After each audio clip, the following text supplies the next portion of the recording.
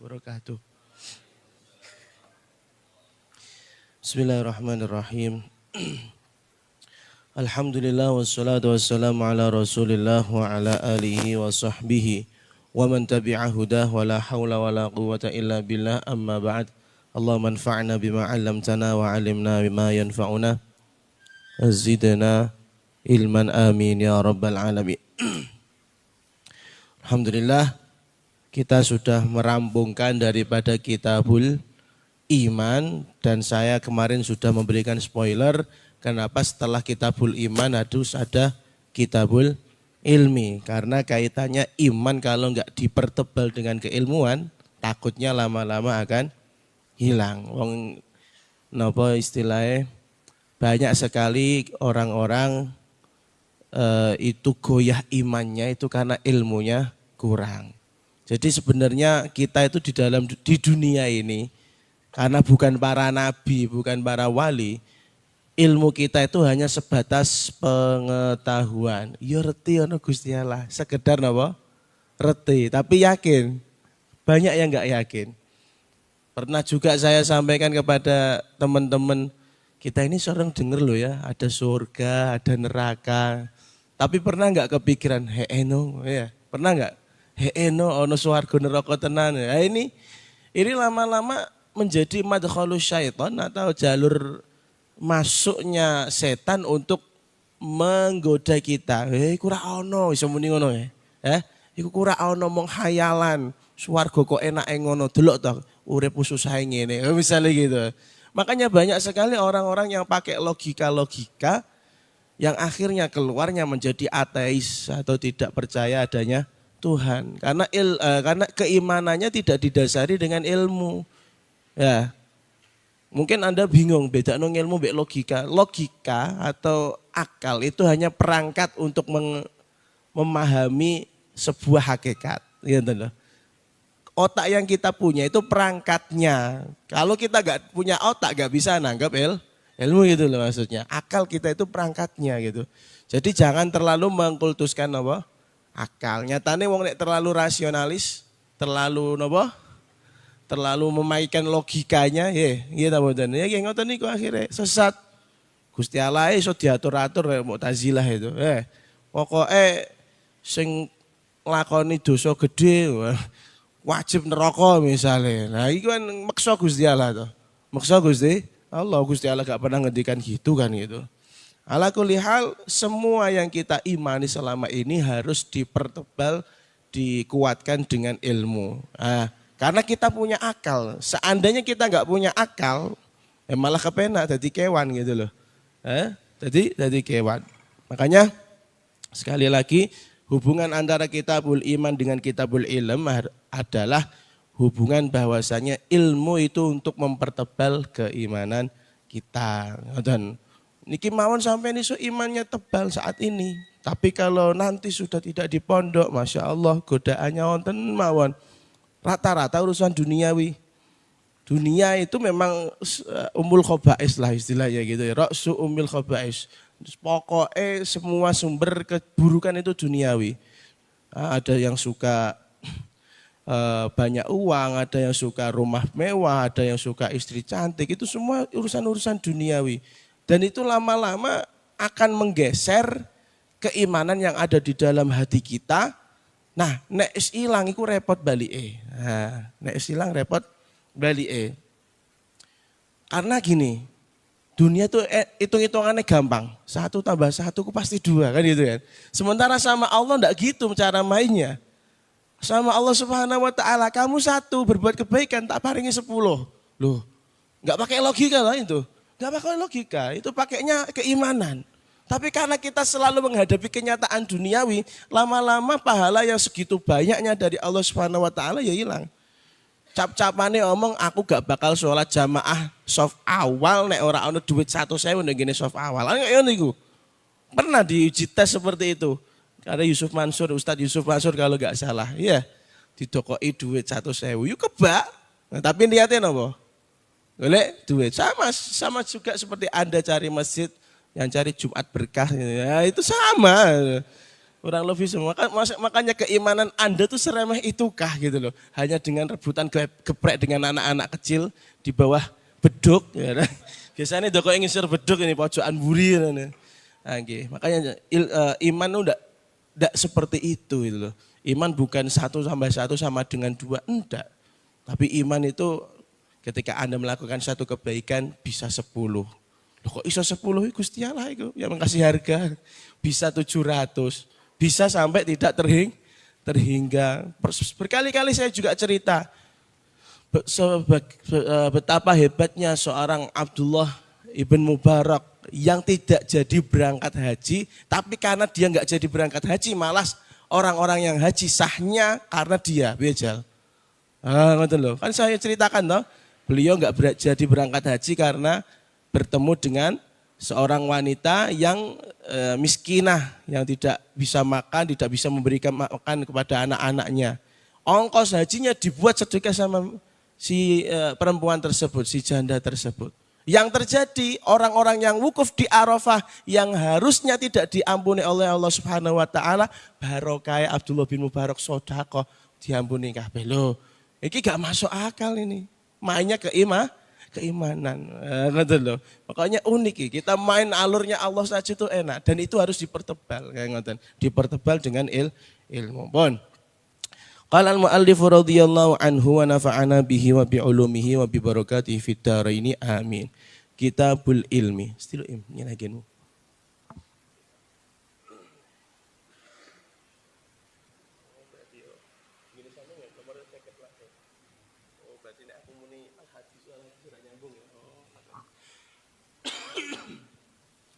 Kitabul ilmi utawi iki kitab al-ilm. Kitab itu sekumpulan beberapa bab gitu ya. An Abi Hurairah radhiyallahu anhu qala. Diriwayatake saking sahabat Abu Hurairah radhiyallahu anhu qala wasdawu sapa sahabat Abu Hurairah. Bainama Rasulullah sallallahu alaihi wasallam. Ing dalam antarane Kanjeng Nabi Muhammad sallallahu alaihi wasallam utawi sakjroning Kanjeng Nabi fi majlisin ing dalam sijine majlis. Gini sampean bainama Rasul apa bainama Nabi? Rasul. Artinya bainama Nabi betul? Oh ya, enggak ada ya. Di sini ada bainama Nabi. Yuhaddisu iku apa kalau yuhadisu ku ngejak ngomong nek cara napa? Cara bahasa harfiahnya. Tapi angger disebutna apa? Yuhadisu niku mulang sinten Kanjeng Nabi ngoten. Tahdis. Karena apapun yang keluar dari Rasulullah itu menjadi hadis. Yuhadisu iku mulang sinten Kanjeng Nabi al-qauma. Ing kaum sahabat. Ja'at dumadaan teko. Ja'a dumadaan teko sowan hu ing Kanjeng Nabi A'rabiyun sapa wong Badui. A'rabiyun sapa wong Badui. Nah di sini A'rabi pernah kita sampaikan kalau di dalam hadis ada kata-kata A'rabi atau rojulun berarti orang yang disamarkan ya. Samarkan namanya. Cuman di beberapa riwayat A'rabi ini namanya Rafi'. Nah, di dalam riwayatnya Abul Aliyah Al-Barmawi dikatakan bahwasanya A'rabi di sini namanya Rafi'. Kok bisa tahu? Karena perbandingan dengan riwayat-riwayat yang lain. Faqala mongko matur sapa A'rabi utawa Rafi'. Mata kapan? Utawi kapan as-sa'atu iku apa? Kiamat. Wis saiki wis mata sa'ah das ya jam 09.00. As-sa'atu iku kiamat.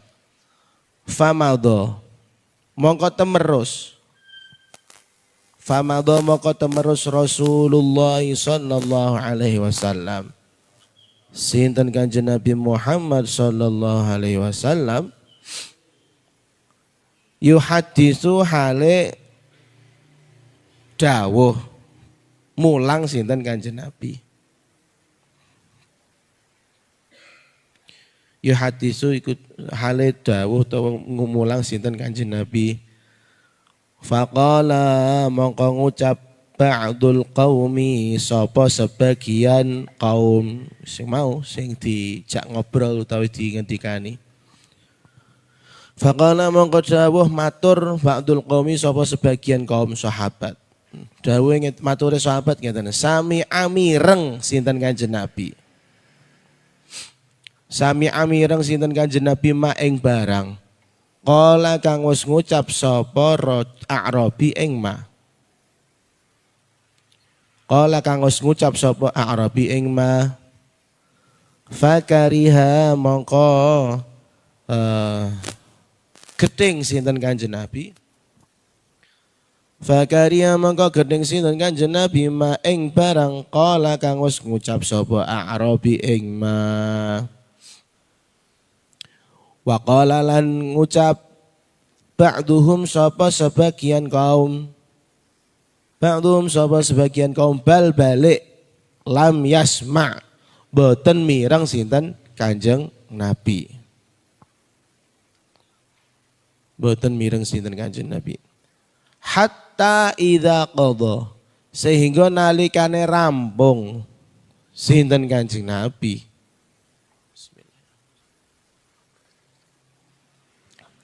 Hatta idza qadha sehingga nalikane rampung sinten Kanjeng Nabi Muhammad sallallahu alaihi wasallam hadithahu ing dawe Kanjeng Nabi. Hadithahu ing hadis utawa dawe Kanjeng Nabi qala dawuh sinten Kanjeng Nabi. Ini sampean niku tulisane aina arahu napa aina urahu. Ora ana sing a. Blas. Atau biasanya beda. Urahu ya wis. Ya wis ra apa-apa. Kalau yang enak arahu. Tapi kita harus tahu kata-kata ara di sini itu mudraj. Ya, kata-kata yang datang dari rawi bukan bagian daripada hadis. Ya gitu loh. Harusnya gini sampean ono aina ceret ngoten mboten? Oh iya benar ya, enak berarti delok ono. Murahan kita pun. Aina ceret, urahu ceret, lagi asail ngoten nggih. Nah, kalau ada apa ya ceret utawa kurung berarti niku jelas mudraj ngoten. Pun qala dawuh sinten Kanjeng Nabi Muhammad sallallahu alaihi wasallam. Aina endi iku ning ndi? Aina iku ning ndi? Urahu nyono sapa ingsun. Ingsun rawi tapi niki nggih. Urahu nyono sinten ingsun hu ing dawe Kanjeng Nabi.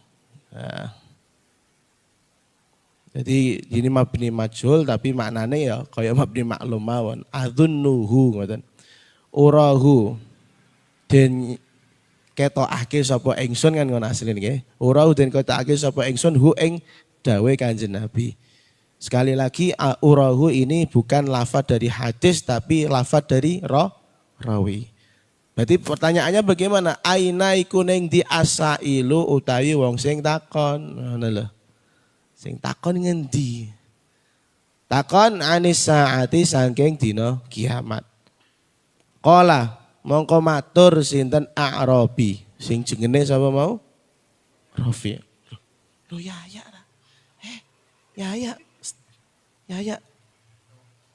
Ayo. Akhirnya ya ngeten. Isin ya, koro-koro iku. Kena ini kita tutupan. Bon.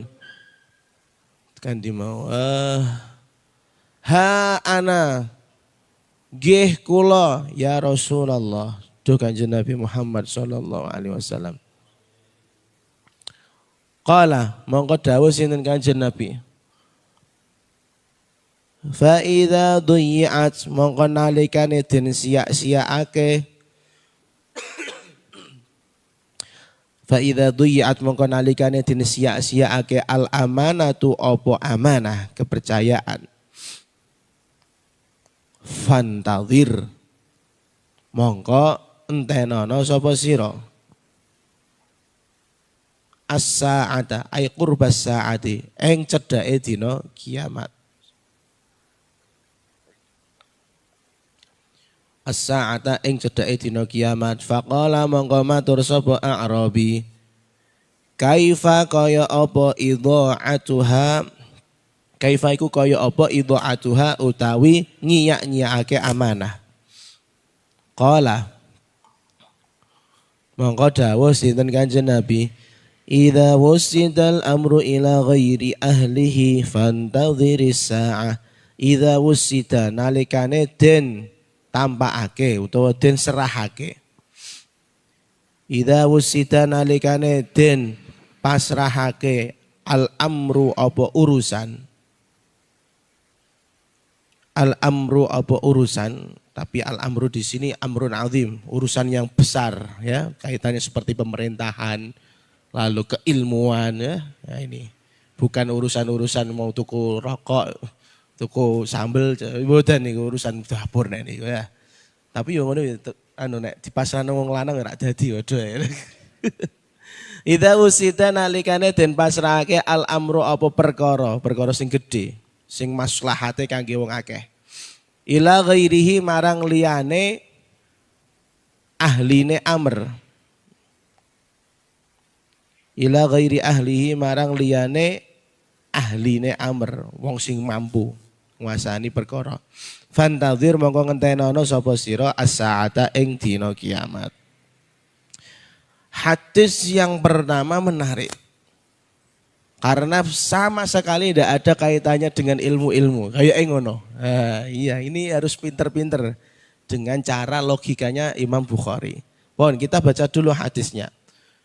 Hadisnya masyhur sekali sampai sering mendengarkan.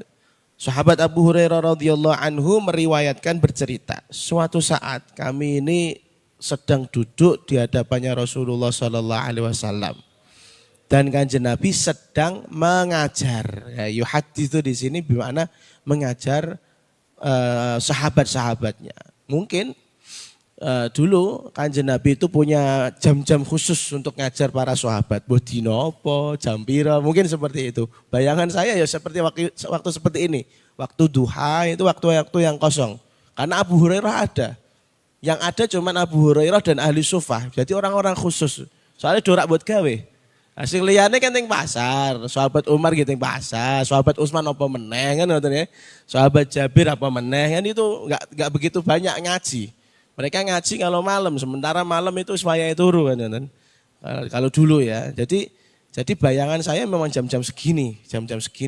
Sampai nanti menjelang zuhur qailullah langsung sholat meneh. Awak dhewe semuanya jadi qailullah kalau liburan. Orang libur tok nggih. Nang ngene madrasah nek ra ana guru ya qailullah masyaallah. Pun. Jadi bayangan saya seperti itu. Yuhaditsul qauma, dan ini menunjukkan bahwasanya yang ikut majelisnya Kanjeng Nabi itu orang-orang khusus, bukan kaum itu seluruh kaum kan. Nah, kalau saya analisa al-qaum di sini ya memang ashabus suffah, orang-orang yang enggak bekerja, yang hanya nyantri kalih Kanjeng Nabi. Tiba-tiba di saat Kanjeng Nabi sedang berbincang-bincang dengan kami, kata Abu Hurairah, ja'ahu a'rabi, ada orang Badui datang. Di riwayat yang lain disebutkan namanya adalah Rafi'. Datang-datang enggak permisi, enggak apa.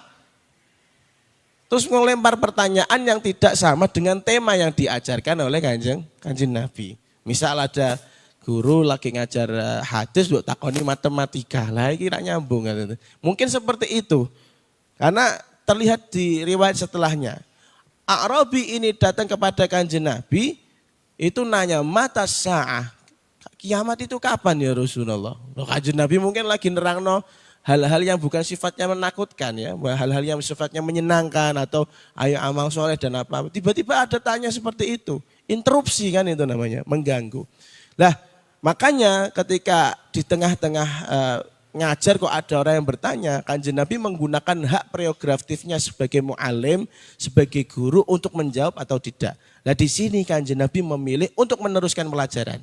Tak tuntaskan dhisik. Kan ngoten.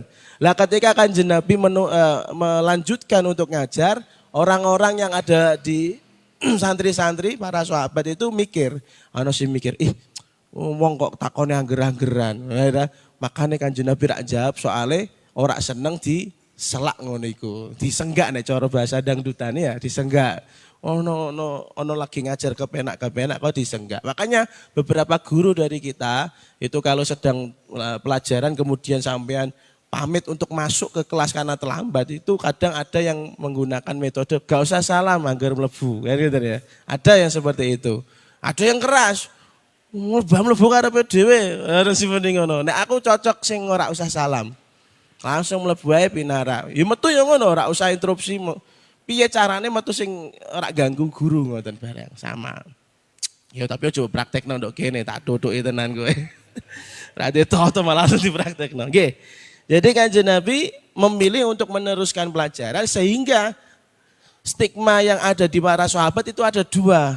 Ada yang mengatakan, Kanjeng Nabi gak suka sama pertanyaan orang itu makanya dicuekin. Ada sebagian mengatakan mungkin Kanjeng Nabi tidak dengar soalnya orang tersebut.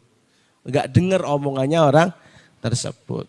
Sehingga ketika Kanjeng Nabi sudah selesai berbicara panjang lebar dengan ilmu yang disampaikan kepada sahabat Sa'id itu, di akhir pelajaran baru qala aina asailu anis sa'ah. Di mana tadi yang nanya tentang hari kiamat. Ini juga sama. Seharusnya pelajaran itu ini udah dimetodekan sama Kanjeng Nabi. Sing ora paham takon ngoten lho maksudnya. Alhamdulillah Ja'al Fatah iku ora tau takon.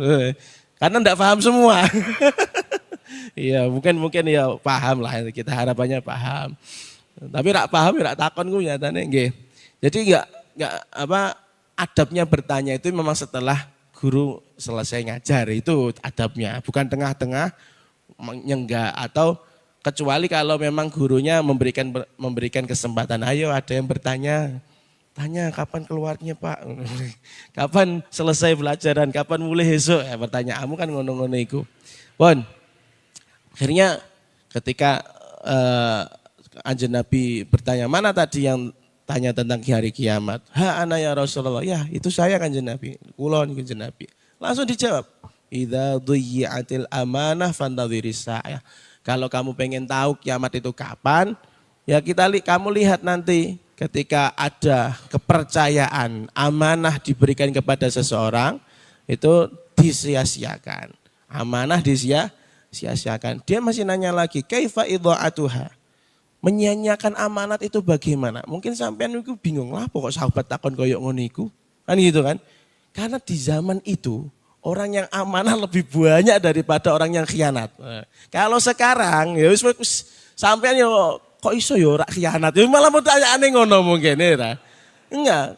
Ini memang tidak termindset di pikiran mereka. Orang kalau sudah diberi amanah, orang kalau sudah diberi kepercayaan di lingkungan saat itu, ya, nuansanya itu nuansa yang memang betul-betul menjaga apa? Amanah. Seperti contohnya Sayyidina Ali karramallahu wajhah, ceritanya masyhur. Beliau pernah mempekerjakan seseorang, lalu kemudian ke saat gajian orang tersebut malah enggak ada, balik-balik nagih gajiannya setelah beberapa tahun. Apa yang dilakukan sama Sayyidina Ali? Gaji tersebut tidak dimakan, tidak dikonsumsi pribadi, bahkan dirupake membeli kambing, lalu kemudian kambing ini beranak pinak sampai ratusan kambing. Ketika si orang tersebut datang nagih gajinya, yang dilakukan Sayyidina Ali apa? Iku gajimu kan gowonen kabeh, sak kandang-kandange, Boesel. Sak kandang-kandange. Nah, kalau kita gajimu biyen semono iki sing ribane aku kan ngono nek kowe ta. Ngoten iki beda. Ini amanah itu. Orang saat itu luar biasa menjaga amanah. Makanya pertanyaannya lucu bagi kita kan. Kaifa idha'atuha? Menyanyiakan amanah itu bagaimana? Karena di lingkungan mereka itu sesuatu yang sangat-sangat tabu ketika seseorang menyia-nyiakan atau menyepelekan amanah atau kepercayaan. Beda kalau sekarang. Wong kok iso koyo ngono? Kok iso dhek amanah kenten ngono ya? Ya pertanyaannya ini berbeda karena zamannya berbeda. Watak sahabat A'rabi ini tadi, Rafi ini hidup saat ini bisa mati karena banyak menemukan kasus orang tidak amanah. Kalau kita malah aneh kalau ada orang yang bisa amanah gitu. Qala, akhirnya kanjeng Nabi dawuh, idza wusidal amru ila ghairi ahli fantadhiris sa'ah. Kalau kamu pengen tahu bagaimana amanat itu disia-siakan, kita lihat ada orang-orang dipasrai urusan yang besar. Jadi al-amr di sini bukan ya seperti yang saya contohkan cuma membelikan cabai, enggak. Sesuatu yang besar, entah itu pemerintahan, entah itu kekuasaan, entah itu ilmu. Ketika itu kita berikan, kamu berikan kepada orang yang bukan ahlinya, yang tidak punya kapasitas untuk itu, fanadhirisah, ini adalah kehancurannya.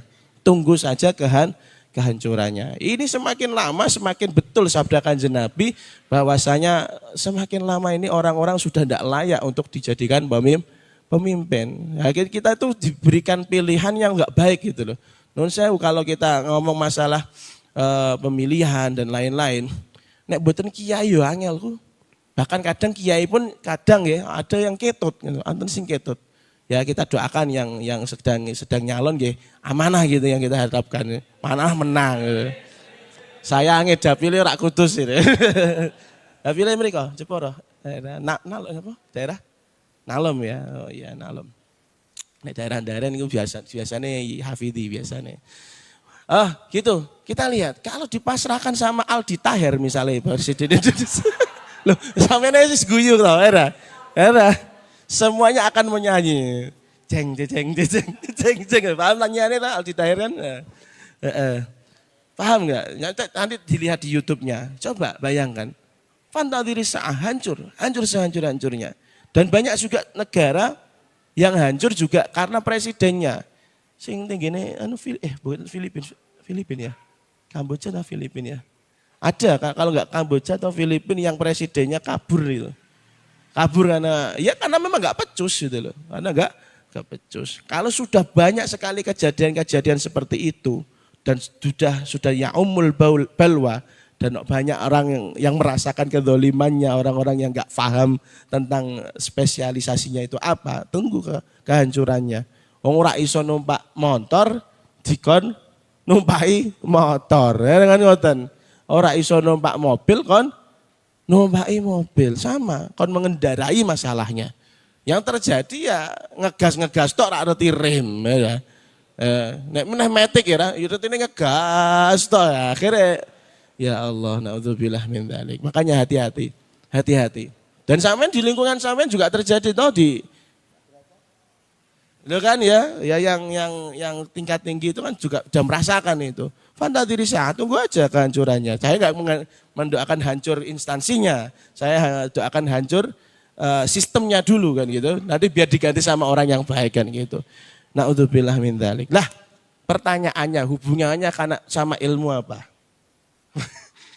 Hubungannya hadis ini sama ilmu itu apa? Di sini yang mana ini ya? Di sini yang bisa kita simpulkan bahwasanya Imam Bukhari menaruh hadis tentang kiamat ini bukan tanpa alasan di dalam kitab ilmu, bahkan yang awal-awal. Jadi Imam Bukhari itu pengen memberikan kita ajaran atau kita pelajaran bahwasanya di antara sekian ilmu yang ada di dunia ini, ya, ono ilmu faraid, ilmu ini, ilmu kimia, biologi, ilmu ekonomi dan lain-lain, maka yang ad-daruri al-aulawi, ilmu yang paling darurat dan paling utama yang dipelajari adalah ilmu yang bisa menjadikan dia selamat dunia akhirat. Makanya dipentok ke Imam Bukhari nek pengen kue selamat besok neng akhirat, ngerti alamatus saah, ngerti napa tanda-tandane kiamat. Dan itu sama selaras dengan dawuhnya Imam Habib Abu Bakar Al-Masyhur Al-Adni. Termasuk hal yang paling penting untuk dipelajari saat ini 2023 ini adalah ilmu-ilmu yang berkaitan dengan asyratus saah. Dengan apa? Tanda-tanda hari kiamat. Soalnya orang zaman sekarang ini terbuai dengan media, terbuai dengan duniawi. Lali nek akhirat itu semakin lama semakin dekat. Lupa kalau kiamat ini semakin lama bukan semakin jauh tapi semakin dekat. Nggih ta mboten? orang di zamannya Kanjeng Nabi ketika Kanjeng Nabi ngendikan as-saah ngono wis wedi kabeh. Ketika ada khotib selevelnya Imam sinten sahabat Abu Bakar, sahabat Umar bin Khattab ngendikan perkara kiamat nangis sak masjid. Sekarang ngomong kiamat, lek koyo cepet ae, koyo reti ae ngoten no. Ditinggal turu khotibe tak ngandani. Masya Allah, ini dilema, ini curhat ya. Saya sebagai khotib ini curhat. Wah sudah saya siapkan khotbahnya biang berapi-api, tinggal turu, rese nih bocah. Kok iso yo. Padahal ngaji ora tahu Jumatan tinggal turu. Untuk apa kok seminggu deh yo. Kan ngoten. Saya pernah berkeluh kesah sama Mas Ulil. Ayo piye tadi wong siapno khotbah temenanan, digawe temenanan, tekan masjid tinggal turu. Padahal yo ora tahu ngaji wong selama seminggu. Adane Gusti Allah bikin Jumatan ada khotbah. Itu biar apa? Biar pulang itu ke rumah selama seminggu ada sangu yang dibawa, satu ilmu yang dibawa ngono. Malah ditinggal turu. Khotib erake koyo aku jadi tinggal turu. Apa meneh koyo Iqbal. Nah sing jamaah iku khotibe turu, melu.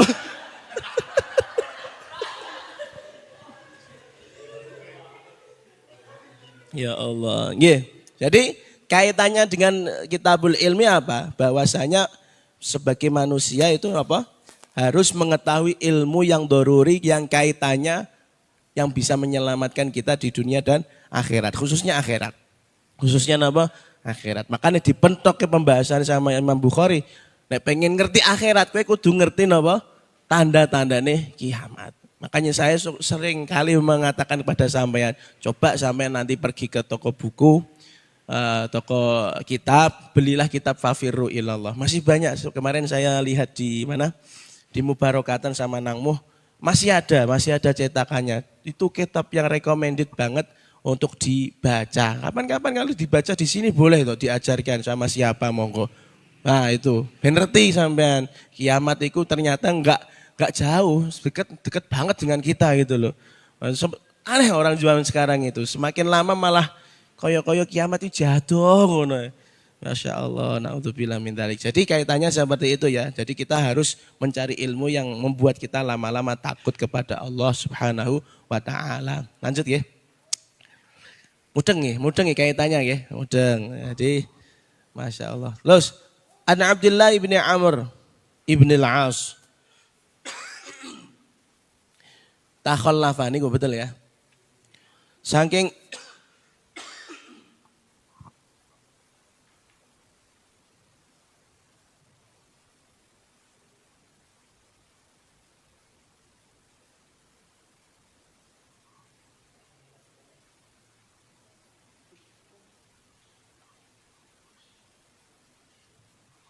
An Abdullah ibni Amrin radhiyallahu anhuma, dan riwayatake saking sahabat Abdullah bin Amr radhiyallahu anhuma qala takhallafa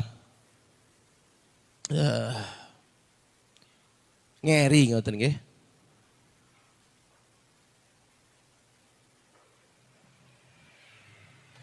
Di mau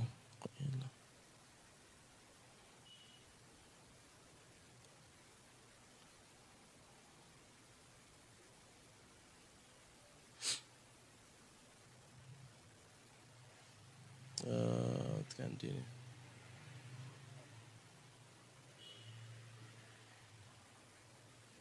Sabar nggih, tunggu sebentar mawon.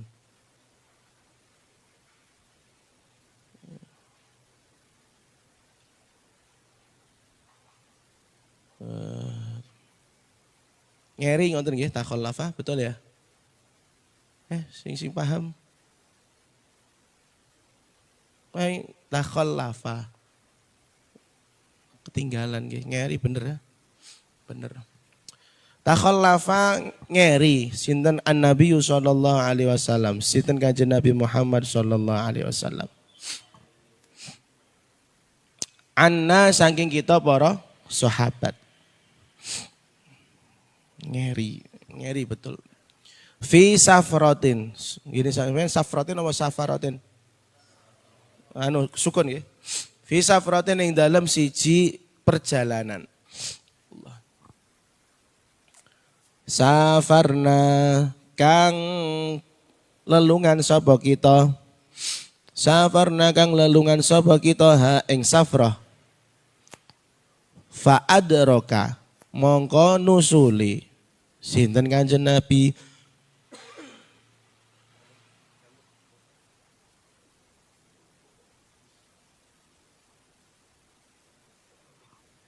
fa adraka mongko nusuli sinten Kanjeng Nabi na ing kita wa qad arhaqatna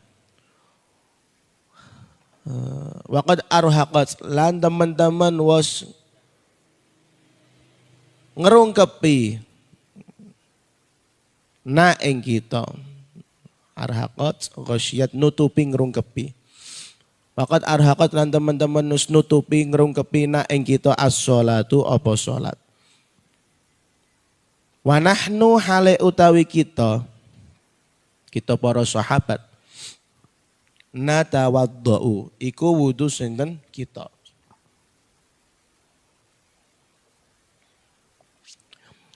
Alhamdulillah. Faja'alna mongko dadekake sapa kita. Faja'alna mongko dadekake sapa kita namsahu niku ngusap sapa kita.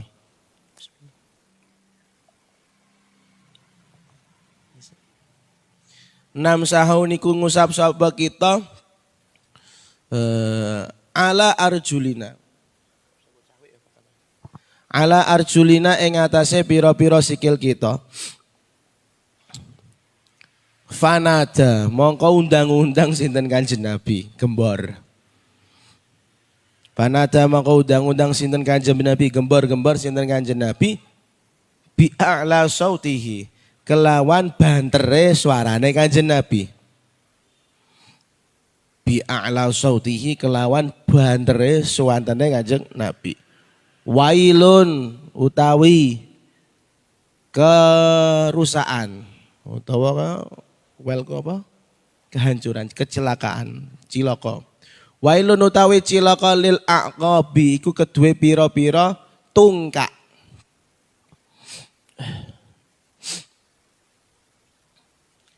Minan nari saking neraka. Marrata ini ing kaping pindho au salasan utawa ping telu. Nah, ada hadis sama ini koyo-koyo ora nyambung dengan apa kitabul ilmi. Nggih betul ya. Suatu saat Abdullah bin Amr bin As itu ngendikan bahwa saya Kanjeng Nabi itu pernah ketinggalan. Jarak ngeri lah, mungkin ada sebuah perjalanan yaitu beliau dengan para sahabat. Di sini disebutkan perjalanan min Makkah ila Madinah. Min Makkah ila Madinah. Wallahu alam ini kejadiannya saat apa kita juga kurang paham. Tapi mungkin itu bisa jadi salah satu perjalanan Kanjeng Nabi yang umroh gagal atau yang umroh dicegat sama orang-orang Quraisy. Kan Kanjeng Nabi itu seumur hidup itu hajinya sekali, umrohnya harusnya 2 kali, cuman yang 1 kali digagalke. Masya Allah, saiki kiai umroh terus ya. Masya Allah, cuaks. Ya Allah, ngungkuli Kanjeng Nabi mah luar biasa. Makanya itu kalau ngomong-ngomong haji dan umroh itu mazhab Maliki itu ada unik gitu. Mazhab Maliki itu menyatakan kalau setahun umroh berkali-kali, lebih dari sekali itu malah haram jatuhnya. Masya Allah. Ya cocok saya karena gak pernah dapat BE ya. Saiki raiku sono ndok kono ya repot. Tapi ya nemen, tahun ngarep ngangkat nona ya nemen, astagfirullah. Astagfirullah, ini namanya tomak ya. Allahu Akbar. Kadang muncul pikiran jelek itu ya kadang metu ya manusiawi ya. Tapi jangan diteruskan. Yo ojo ning aku mungkin ke yang lain, santri-santri. Karena memang jelas ketika kejadian itu yang saya alami dengan Mas Yunas itu saya minta sama Allah dan Rasulullah, ya Allah, ya Kanjeng Nabi kula suwun saestu kalau memang saya enggak dapat jatah tahun-tahun ini berangkat umroh, jadikan keberkahan kami menunggu perintah jenengan, undangannya jenengan itu kepada santri-santri biar juga mereka suatu saat bisa mangkat haji dan umroh berdasarkan izin Gusti Allah.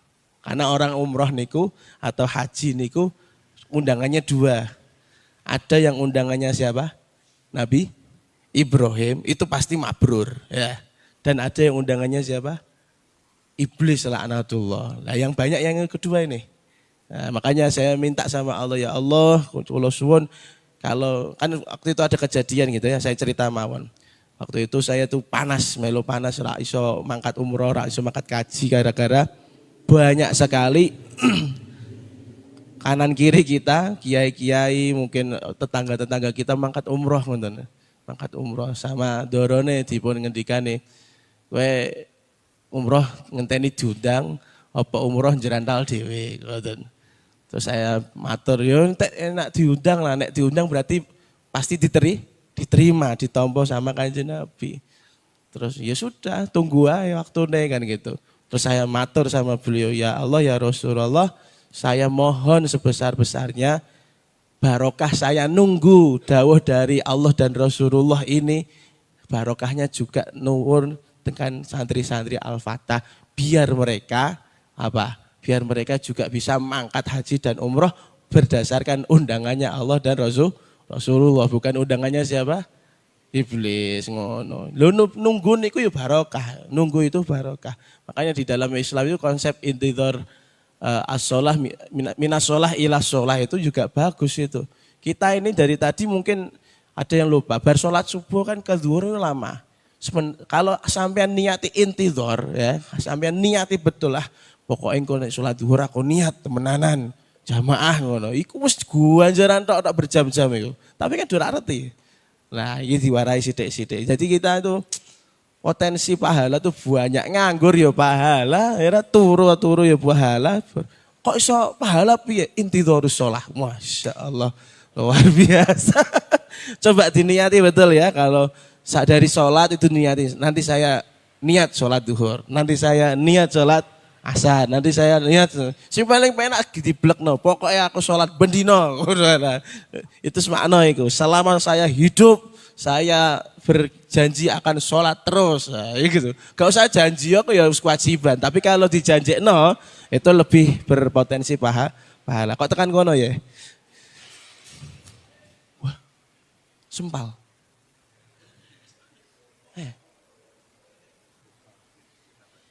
Oh, orang kene dah. Takut nek ono. Oh. Nggih. Takhallafan Nabi. Suatu saat ada perjalanan Mekah Madinah. Kanjeng Nabi niku kantun. Entah kantun karena memang ditinggal tapi kayak gak mungkin. Tapi memang mungkin ini yang kedua adalah para sahabat disuruh jalan duluan. Lalu kemudian sampai Kanjeng Nabi berhasil menyusul rombongan. Ketika Kanjeng Nabi sudah berhasil menyusul rombongan, saat itu waktu sholat sudah datang. Di sini diterangkan sholatnya, waktu sholatnya adalah waktu sholat asar. Tapi pun mepet-mepet maghrib, pun ajeng maghrib. Dan harus cepat-cepat dilaksanakan. Lalu kemudian para sahabat berwudu. Wa nahnu natawaddu, dalam hadisnya seperti itu. Apa yang dilakukan? Faja'alna namsahu ala arjulina. Maka kami melakukan mengusap kaki kita. Jadi dalam wudu itu yang wajib apa? Basuh kaki, mencuci apa? Kaki. Tapi di sini pakai namsah. Apa sahabat goblok kan mungkin pertanyaan enggak. Yang dimaksud itu saking tipisnya mereka mencuci kaki itu koyok-koyok orang cuci kaki. Mau ngger kipit-kipit terus bar. Nah, saking tipisnya mereka mencuci kaki. Lah, itu kan potensi ada beberapa bagian kaki yang belum tersentuh air, itu kan pasti lebih besar potensinya gitu kan. Makanya langsung Kanjeng Nabi itu ketika melihat itu kan berarti gak sah. Kalau diterus-terus semuanya menjadi gak sah. Wudhunya gak sah, sholatnya gak sah, yuk gak makbulah indallah. Lalu Kanjeng Nabi langsung. Dan ini kalian banyak berjamaah soalnya. Ini bukan maksiat ya, ibadah padahal ya. Makanya dimaklumi kalau saya kemarin bukan bi'a'la sautihi, bahkan bidor bisaifihi. sampai mukul. Ya, jadi Kanjeng Nabi melihat kemungkaran, ada sesuatu yang enggak benar dan berjamaah, langsung Kanjeng Nabi bi'a'la sautihi, berteriak dengan kencang. Kata beliau, wailun lil aqabi binan nar. Celaka orang-orang yang punya tumit, punya kaki enggak dibasuh dengan benar, dia masuk neraka. Itu padahal perkara benar loh, apalagi kemarin. Ya dimaklumi ya, saya ada hadisnya. Joseph aku nek nglakoni ana pasien ya. Ini jadi Kanjeng Nabi itu melihat sesuatu yang enggak benar berjamaah itu diingatkan, bahkan diancam. Lah hubungannya dengan kitabul ilmi itu apa? Jadi minal wajibil aulawi, termasuk kewajiban yang paling utama ketika kita menjadi imam, ketika kita menjadi suami, ketika kita menjadi kiai, ketika kita menjadi pemimpin di dalam pemerintahan. Apa? Ayyah fadha wa yaqiya ahlahu minal wuqu'i fil muharramat. Untuk menjaga anak buahnya, menjaga keluarganya, menjaga santrinya jangan sampai jatuh pada perkara yang haram. Dan wa ma yufsidu sihatal ibadah, dan juga terhadap hal-hal yang merusak keabsahan ibadah. Makanya tingginya Al-Fatah itu kita nggak mau kecolongan lagi tuh. Kalau masuk Al-Fatah kudu wis iso wudu, kudu wis iso niat dan lain-lain. Itu tadi. Karena dia mau bergabung dengan kita. Cah anyar pengen gabung dengan kita malah gijek ra iso salat, ra iso wudu. Ini malah yang kita khawatirkan karena dia mondok di sini orang tuanya percaya pasti diajari sholat lah ya, pasti diajari apa? Wudu lah ya. Ya ternyata pas lulus ora iso, naudzubillah kan. Berarti selama dia di pondok iki sing nanggung dosa sapa? Ya aku ngoten lho. Makanya di Al-Fatah itu mungkin konyol bagi sebagian orang. Ngopo? Mondok kok kon pinter dhisik. Ngono pertanyaannya mungkin. Urung mondok aku kanggo ben minterno anak kok malah bocah mondok kon pinter dhisik. Lu enggak seperti itu. Untuk menakar seberapa jauh pemahaman anak Anda terhadap agama ngono lho. Makanya sampai wudu dinteni ya. Dirungokno napa? Niate, kemudian cara basuhnya bener apa tidak. Soalnya aku make dosane reng aku, cuk, ngono lho maksudnya. Lu kan gitu sih gawe anak kowe sing ini kan ngoten ngapunten lho. Emosi nih saya. Emosi ada orang wali santri itu punya pikiran, wah anakku bodoh, anaknya tak pondokno ben pinter. Ya keliru dah. Enggak seperti itu. Kamu memondokkan anakmu itu karena kamu enggak mampu mendidik. Tapi kita kan juga harus tahu seberapa jauh kamu mendidik anakmu dulu kan itu kan. Ya kan kewajiban kita. Makanya jangan sampai punya mindset wah pondok Al-Fatah ki ngawur ae. Bocah durung pinter kok kon pinter dhisik mlebu. Ora ngono gitu loh. Kita juga fair-fairan sih tak sampaikan kepada calon wali santri kan. Bahwasanya kalau ini anak jenengan gagal karena nilai ngajinya segini, nilai praktek ibadahnya segini. Ya gitu karena itu tadi kita punya kewajiban.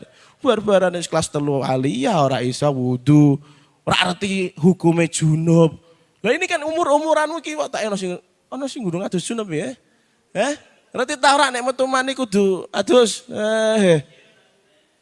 Singen.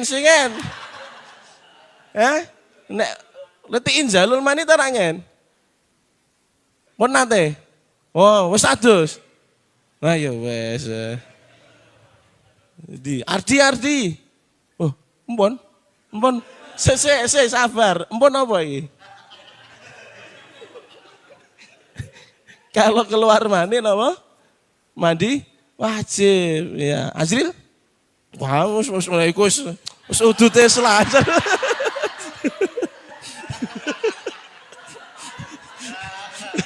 Ahli ya. Ngono loh.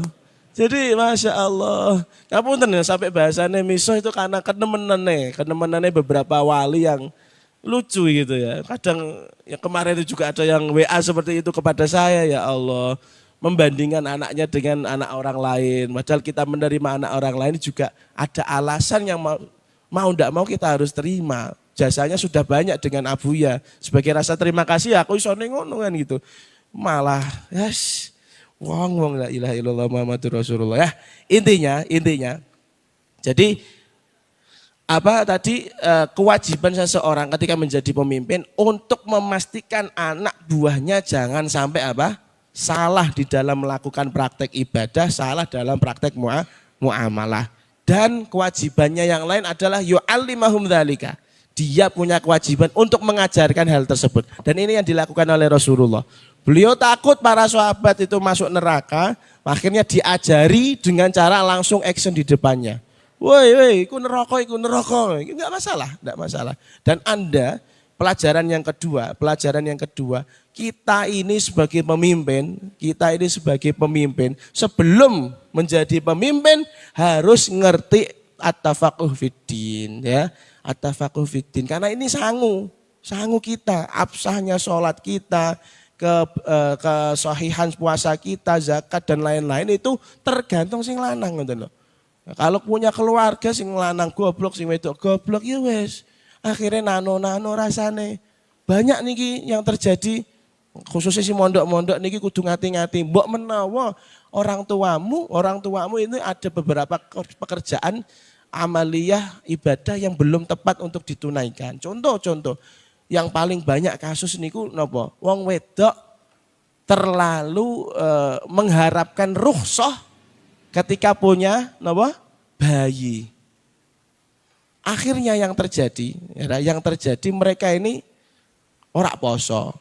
Ngirane dengan hanya membayar fidyah itu puasanya gugur. Padahal kan enggak gitu konsepnya. Konsepnya poso tetap kudu diqadha. Selain itu kalau memang dia alasan mukanya karena khawatir dengan anaknya harus membayar fidyah, satu harunya 1 mud. Atau setengah kilo luwih sithik ngoten. Taruhlah 1 kilo kan ngoten. Lah iki banyak sekali kasus orang yang mengatakan kan aku harus bayar fidyah. Fidyahmu apa? Itu bayar itu beras gitu. Memberikan sedekah setengah kilogram lebih kepada fakir miskin tiap harinya. Itu berapa tahun yang lalu jenengan gak puasa? Sudah 3-4 tahun yang lalu loh, repot. Gak cukup. Kalau sudah 3-4 tahun yang lalu ya juga fidyahnya kalkulasi, diakumulasi seperti takziran di Al-Fatah gitu. Takziran Al-Fatah enggak dibayar-bayar, diakumulasi kan gitu kan. Sama gitu. Makanya sampean itu diajari sebenarnya di Al-Fatah itu. Akumulasi itu biar podo kayak wong bayar fidyah. Ben paham loh. Konsepnya itu ke sana, bukan keuntungan pribadi, bukan. Jadi gitu ya. Jadi kita ini yang cowok-cowok ar-rijalu qawwamuna 'alan nisa ya katanya. Itu harus punya, bukan harus punya, memang beban mengajar kepada keluarga itu ada di pundak kita semua. Nah, khususnya si mondok-mondok. Perhatikan orang tua Anda, perhatikan juga masalah zakat. Kemarin kita konyol juga. Yang punten kita sebut mereknya di Sendang ya, Gedung Sahari. Masalah zakat fitrah. Itu kita tuh menemukan fakta ada orang bayar zakat itu diberikan kepada mas ipar saya yang notabene minal agniya, kasarane wong sugih. Kan lucu loh, kok iki si fulan bayar zakat nih gini masku. Sementara masku adalah orang kaya. Konsepnya bagaimana? Konsepnya kayak ijol-ijolan. Anda nih, masku bayar zakat ke si fulan A, maka si A ini bayar ke B zakatnya diwekno masku meneh. Paham enggak? Cinta segi 3. Kan lucu tuh. Ini siapa ndak wallah alam. Saya belum pernah temu takbirnya, silakan di Bahsul Masail dicarikan masalah dan jawabannya. Tapi itu yang terjadi. Itu yang terjadi, repot. Nek carane ngono repot. Mending karuan pindah madhab ngono. Pindah madhab masihkan ke daerah lain gitu loh ya maksud saya. Enggak harus di desa itu. Kan nakluz zakah itu kan ada syarat-syaratnya gitu. Nah corokku daripada koyok ngono repot ya Allah. Nggak ada panitianya juga. Nah ini waqa'a fil mufsidat ini jatuh pada hal-hal yang sifatnya merusak keabsahan ibadah zakat. Nauzubillah min. Jadi ini nyambungnya hadis ini dengan ilmu adalah bahwasanya kita sebagai pemimpin wajib mengajari hal-hal yang agama untuk keselamatan kita dan keluarga kita. Dalil umumnya yaitu dawuh qoulih ta'ala Qu anfusakum wa ahlikum naro. Jaga diri kalian dan ahal itu bisa makna keluarga, anak buah dan lain-lain dari neraka. Tsumma qala an Ibnu Umar radhiyallahu anhu inna minna syajari syajaratan wallahu a'lamu bissawab.